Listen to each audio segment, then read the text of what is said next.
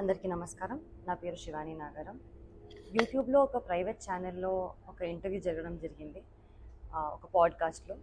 ఆ ఇంటర్వ్యూయర్ నన్ను కొన్ని క్వశ్చన్లు అడిగారు. నార్మల్గా మన సక్సెస్ కానివ్వండి, మన childhood journey or film success గురించి, డివోషనల్ జర్నీ, స్పిరిచువల్ ఎక్స్పీరియన్సెస్ గురించి అడగడం జరిగింది. దాంట్లో నేను నా స్పిరిచువల్ జర్నీ షేర్ చేసుకున్నాను. కేదార్నాథ్, నా రామ్కోటి రాయడము, తిరుపతి, షిరిడి ఇవన్నీ చెప్పడం జరిగింది. అందులో తిరుపతి గురించి నేను మాట్లాడడం జరిగింది. 15 minutes దర్శనం, అది కొంచెం హైలైట్ అవుతుంది. దానికి నేను క్లారిటీ ఇవ్వడానికి ఈ వీడియో చేస్తున్నాను.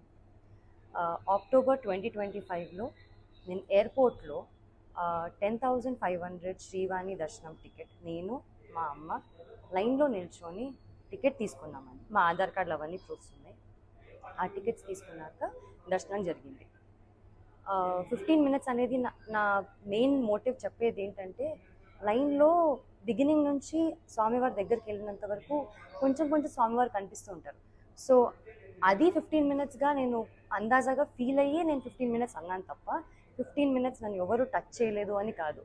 ఇంతకు ముందు కూడా నేను సినిమాలు చేసిన తర్వాత సర్వదర్శనం 300 రూపీస్ టికెట్ తీసుకొని మా ఫ్యామిలీతో వెళ్ళాను.